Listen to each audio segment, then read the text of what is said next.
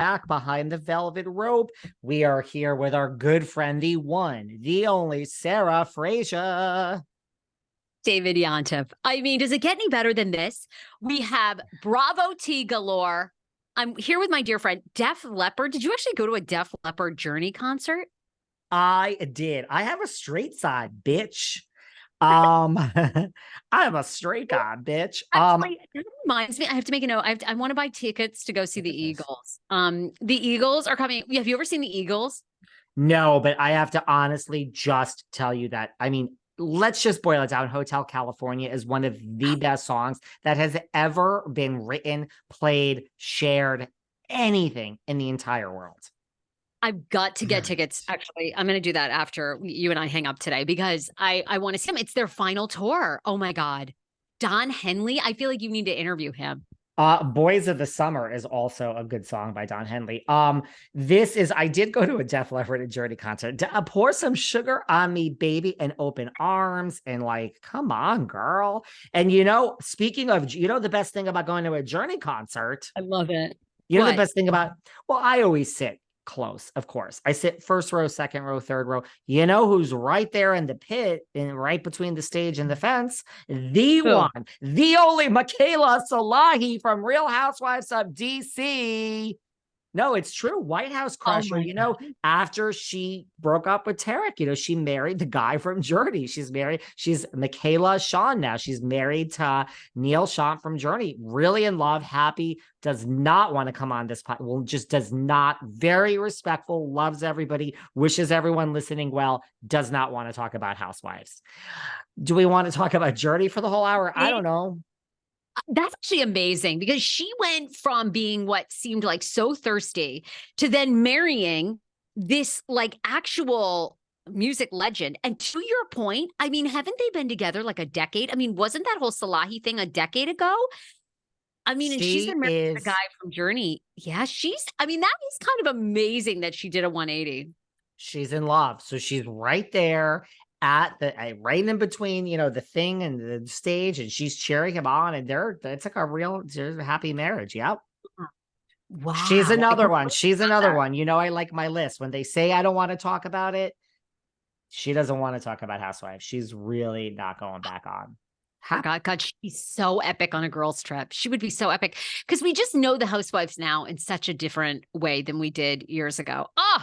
Who knows Tareq? You know who's like friends with Tareq?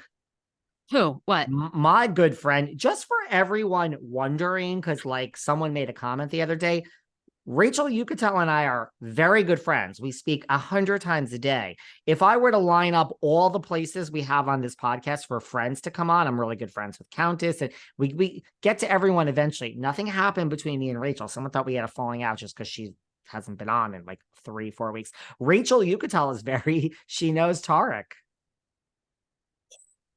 Oh my God. Okay. Well, that's amazing.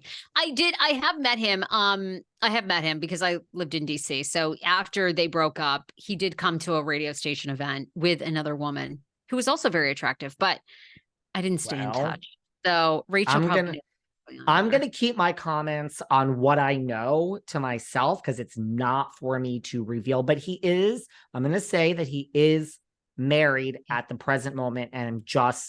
And I could keep going, and it's actually tea, guys. I'm sure a lot of people can think of a lot of things, and it could be true. But let's get him on the show. What's he been up to? Trust me, he's really good friends with Rachel. I'm trying, honey. I'm trying. It's on the list here, really. All right. He's not rolling out the red carpet to come and talk about the White House, but he's possible. She is not possible. She just respectfully doesn't want to talk about it. To be honest, I'm sure there's like a statute of limitations. They're probably damn lucky they were never prosecuted, and they're probably to some degree still worried. I don't know. I don't know if there's anything you can do now. Like, it happened, there was a breach of security. Like, I don't know, but the whole show went down because of them. Yeah, maybe. I don't know. Maybe they're under some sort of gag order. Anyhow, okay. There you go. There you go.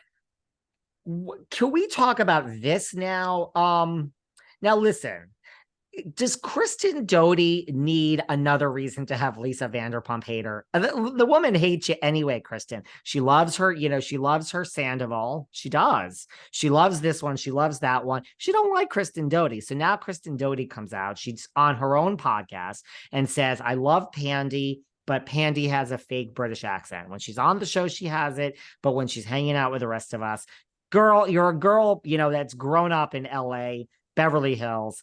What's with this fake accent? That's what Kristen Doty says. I'm like, Kristen, and it made headlines and it really got out there. It's hysterical because Kristen says that Pandora brings out the British accent only when she's around Lisa and Ken and when she's on television, darling. I love it. I think it's so true. And, humble brag. When I was in college, I lived in Ireland for a year. And when, you do your junior year abroad, the sort of ongoing joke was always that the Americans that came over there always leave with an accent after they're immersed in like whatever culture, right? And then like 3 years later, they come back and they're no longer fucking Irish or British, okay? And it was true. I lived over there and I thought I was just so, Irish. And people, by the time I left, people thought that I was really from Galway. But bitch, I came back. I'm like, you don't have any, you're a fucking Maine girl. Like you don't have any Irish accent. So it is kind of funny.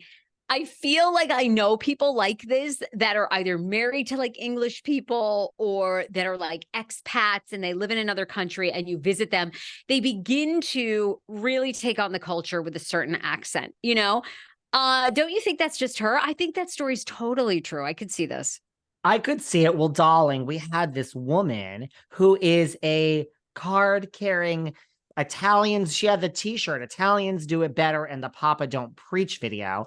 Girl, Italian from Detroit, Michigan, who then grew up on her early career on the Lower East Side with Debbie Mazar. And then she goes to the UK after she marries Guy Ritchie, and Madonna all of a sudden has her accent. We also, let's not forget that David Yontef, even though she's much, much, much older than me by decades, I went to high school with the one, the only, Dorit Kemsley, and that wasn't her accent. That wasn't her. That was not her accent in high school where we went, Amity High School in Woodbridge, Connecticut. Period. The end. That was the name of the high school. It was called Amity High School. It's in Woodbridge, Connecticut. That's where Dorito went. I never heard this accent from Dorito in high school. So she's another one. She's very good at it. I love her accent. Love. We love you, Dorit. We love you. No shade, girl. But I don't know where that came from. Doesn't Lindsay Lohan have one too? Like, didn't Lindsay Lohan move to Greece and then get one? Dubai. Well, she lives in Dubai now with Beador Shamus. Okay, maybe it was Dubai. Anyway, well, I thought didn't she move to Mykonos and they were in Mykonos and that's where she had a reality show and she ran the club? Yes. Yes and yes. Okay. Well, yes, anyway. yes, it lasted for one season.